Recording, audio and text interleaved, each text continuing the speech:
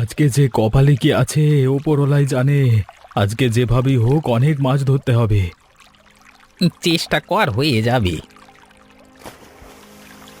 আরে জালে কেমন জোরে টান পড়ছে রে, মনে হচ্ছে বিরাট কিছু আটকেছে।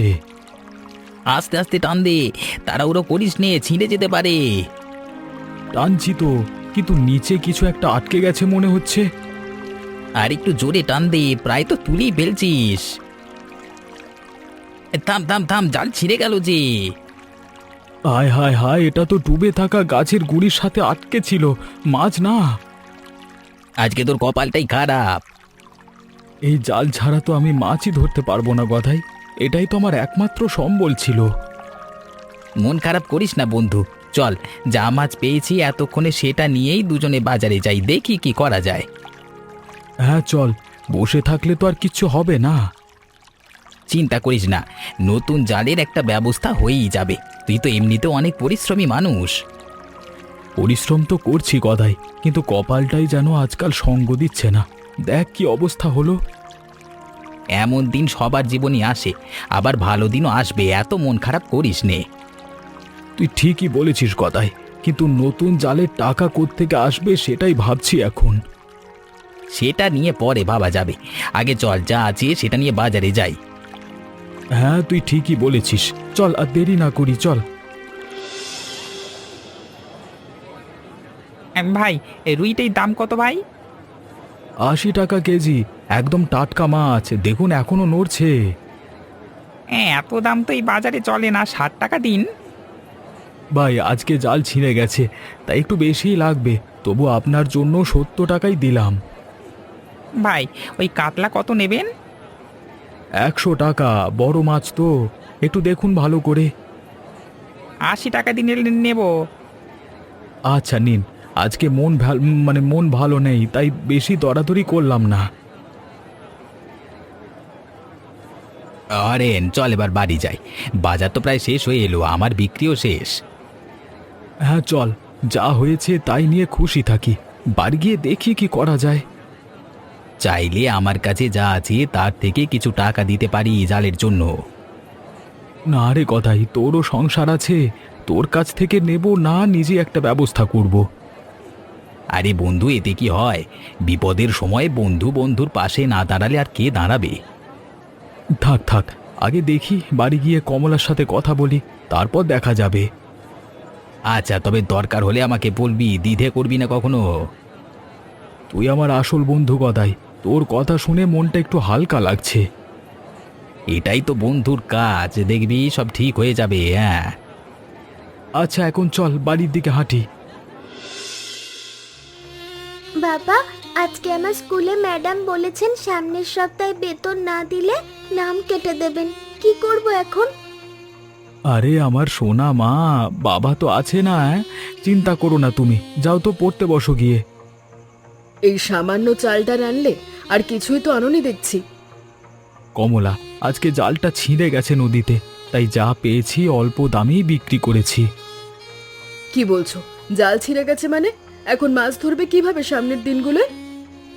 জানি না রে, নতুন জাল কিনতে 500 টাকার বেশি লাগবে, আমার হাতে তো 1 পয়সাও নেই এখন। বাবা, তাহলে কি আমার স্কুলে যাওয়া বন্ধ হয়ে যাবে? আমি তো পড়তে চাই খুব। না মা, তেমন কিছু হবে না, তুমি পড়তে যাও, আমরা দেখছি কি করা যায়। হরেন, কালকে তোমার বড় ভাইয়ের কাছে যাও একবার। নগেন ভাই তো এখন বেশ সচ্ছল, কিছু টাকা ধার চাও, বিপদের সময় ভাই তো ভাইয়ের পাশে দাঁড়াবে। নগেন দাদার কাছে হাত পাততে লজ্জা লাগে কমলা, আগেও তো কয়েকবার গিয়েছিলাম, সব সময় একই কথা শোনায়। লজ্জার কথা ভাবলে তো সংসার চলবে না হরেন। মেয়েটার মুখের দিকে একবার তাকাও, ওর ভবিষ্যতের কথা একবার ভাবো। আচ্ছা, কালকে সকালে একবার যাব, দেখি কি বলে দাদা। আর যদি টাকা না দেন দাদা, তাহলে আমরা কি করব হরেন? চিন্তা করো না কমলা, একটা না একটা পথ ঠিকই বেরিয়ে যাবে। আমিও তো তাই ভাবি, কিন্তু মাঝে মাঝে খুব ভয় করে হরেন, সংসারটা ঠিকমতো চালাতে পারছি না মনে হয়।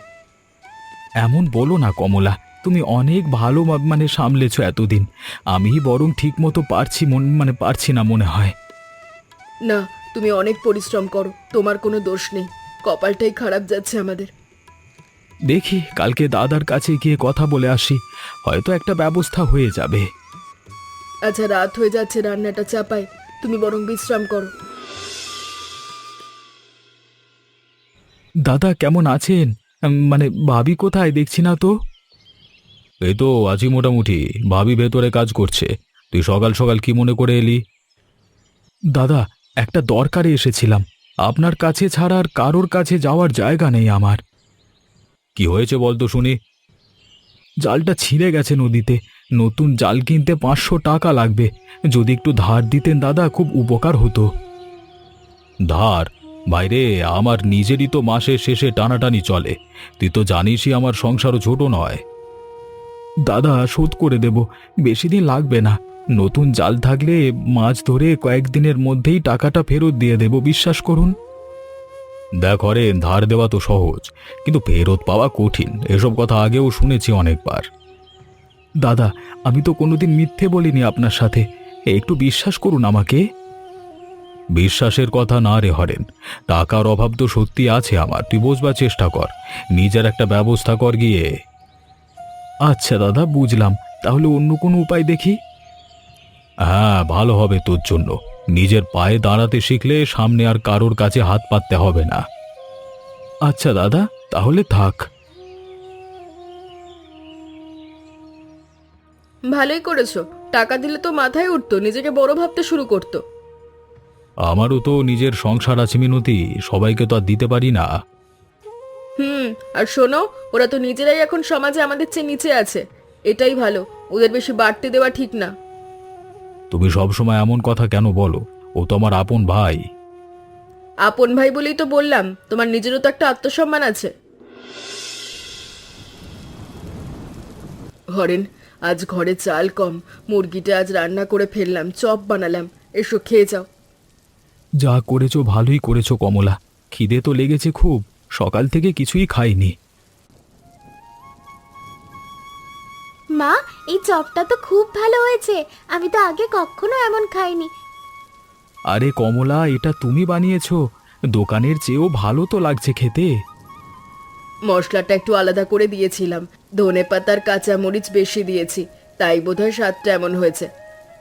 কমলা, তোমার হাতের রান্না তো সত্যি অসাধারণ, আগে খেয়াল করিনি এতটা। কি বলছো এমন করে? তুমি তো রোজই খাও আমার হাতের রান্না।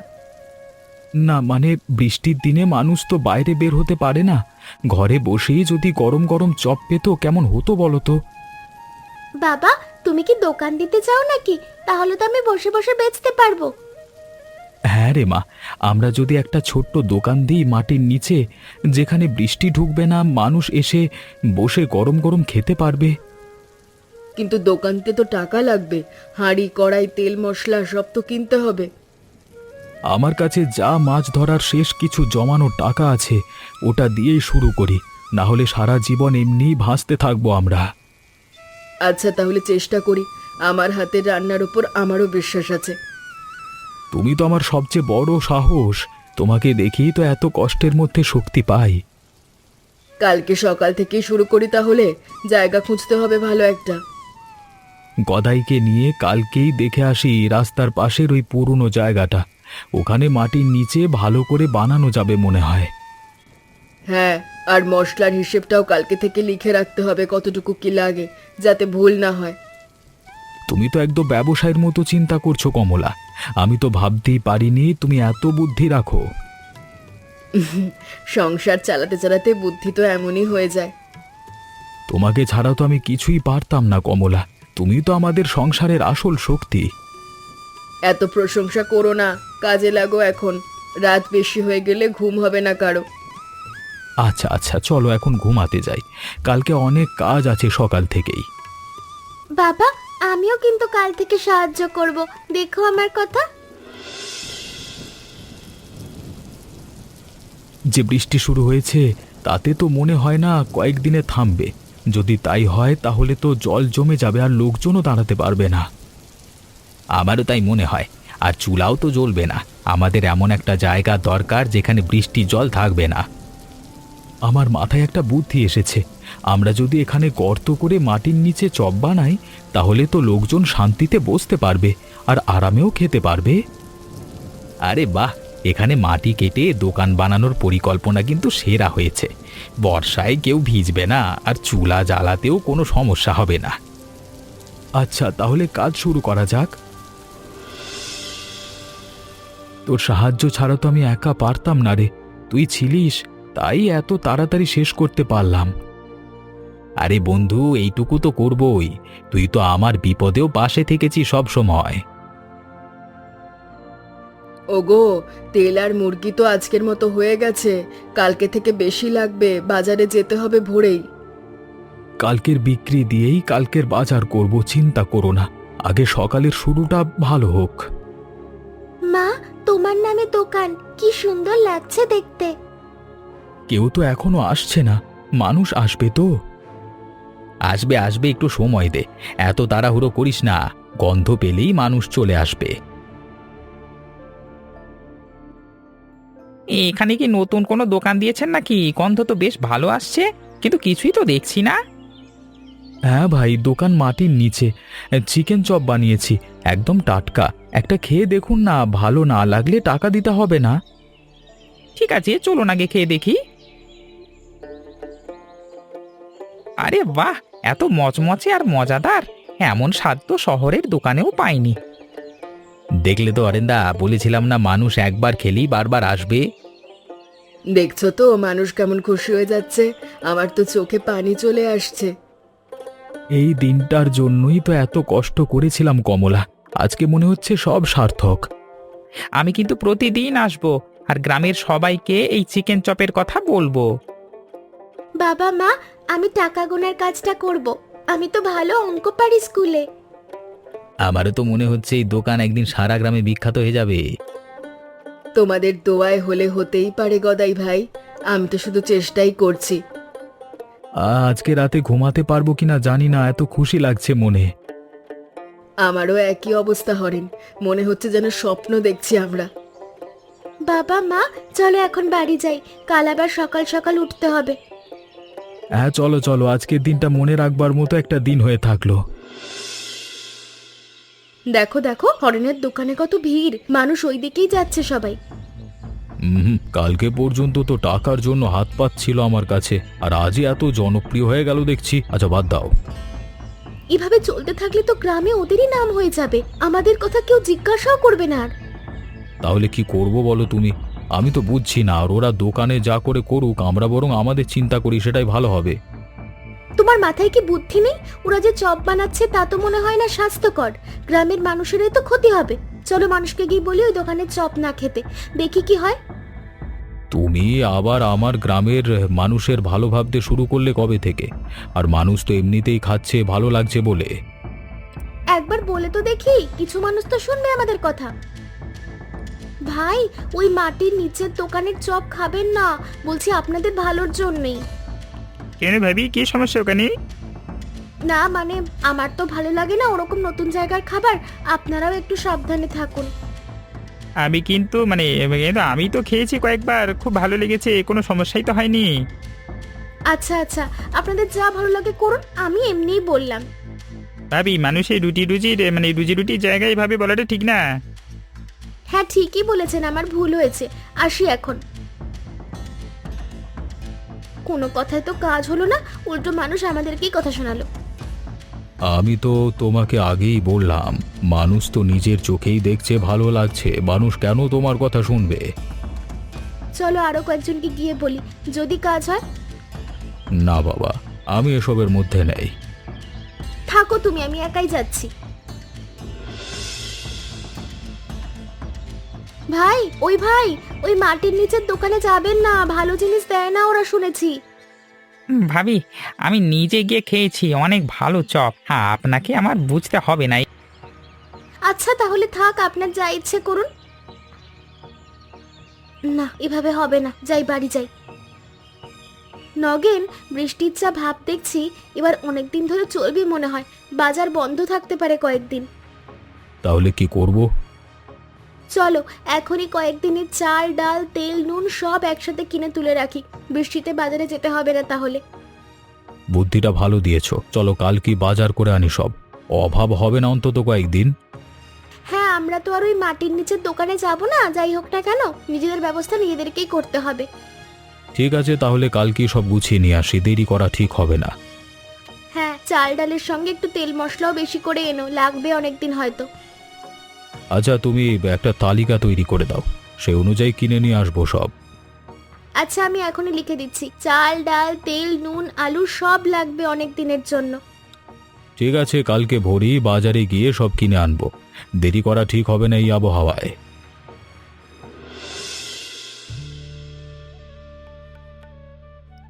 এই শুনেছিলাম মিনতি ভাবি বলেছিলেন এখানকার খাবার নাকি ভালো না, তাই আজকে নিজে দেখতে আসলাম।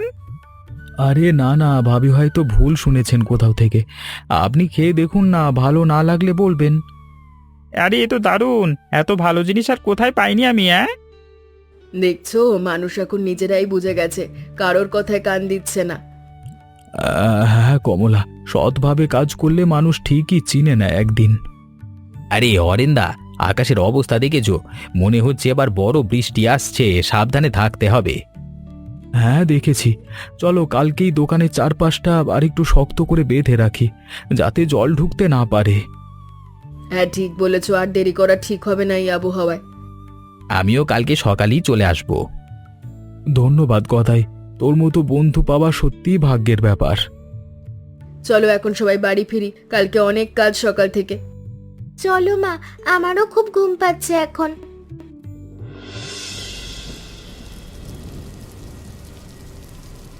অরেন্দা, পানি তো খুব জোরে ঢুকছে, এমন তো আগে কোনোদিন হয়নি। সর্বনাশ, মালপত্র সরাও তাড়াতাড়ি।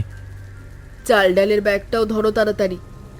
মা, এদিকে তো আরো পানি আসছে, তাড়াতাড়ি করো সবাই। গদাই, ওদিকটা আটকে দে মাটি দিয়ে, আমি এদিকটা দেখছি, তাড়াতাড়ি করো। এত কষ্ট করে বানানো দোকানটা যদি ভেসে যায় তাহলে তো সব শেষ হয়ে যাবে। যাবে না, আমরা থাকতে যেতে দেব না এটাকে। সবাই মিলে চলো লরি, চলো। বালির বস্তা লাগবে। লতা, তুমি গদাইয়ের বাড়ির পেছনে যাও, দেখে এসো আছে নাকি। আমি যাচ্ছি মা, তোমরা এদিকটা সামলাও। যাক, বাঁচা গেল, দোকানটা টিকে গেছে এবারের মতো। তোমরা সবাই না থাকলে আজ সত্যিই সব শেষ হয়ে যেত। এটাই তো বন্ধুর কাজ হরেন, বিপদের সময় পাশে না থাকলে আর বন্ধু কিসের। তবে বৃষ্টি তো থামছেই না, আরও কয়েকদিন এমন চললে গ্রামের সবারই কষ্ট হবে। হ্যাঁ, শুধু আমরা না, পুরো গ্রামটাই তো এখন এই বৃষ্টির মধ্যে কষ্ট করছে। শোনো, দোকানের সামনে একটা ছোট নালাও কাটতে হবে, যাতে পানি সহজে বেরিয়ে যেতে পারে। ভালো বুদ্ধি কমলা, কালকেই কাজে লেগে পড়বো সবাই মিলে। চলো এখন সবাই একটু বিশ্রাম নি, অনেক ধকল গেল আজকে রাতে। নগেন, ঘরে যা মজুত রেখেছিলাম সব তো প্রায় শেষ হয়ে গেল। বৃষ্টি তো থামার নামই নিচ্ছে না। এখন কি করব বলো তো, বাজারেও তো কেউ নেই এই বৃষ্টিতে। হরেনের দোকান ছাড়া তো আর কোনো উপায়ও দেখছি না, কিন্তু আমরা তো ওখানে যেতে না করেছিলাম সবাইকে। খিদের সময় লজ্জা রাখলে চলবে না মিনতি, চলো যেতেই হবে। দাদা, আপনারা এখানে আসুন, আসুন বসুন। অরেন, একটু চপ দিবি রে, ঘরে কিছু খাওয়ার মতো নেই, বৃষ্টিতে বাজারও বন্ধ অনেক দিন। আপনারাও তো আমার বাড়ির মানুষ, খাবার তো দেবই। ভাবি, আপনি না এই দোকানের খাবার খেতে না করেছিলেন সেদিন? ভাই, আসলে আমি ভুল বুঝেছিলাম, খেয়ে দেখিনি কখনো, তাই এমন বলে ফেলেছিলাম। ভাবি, লজ্জা পাবেন না, বসুন, গরম গরম চপ দিচ্ছি।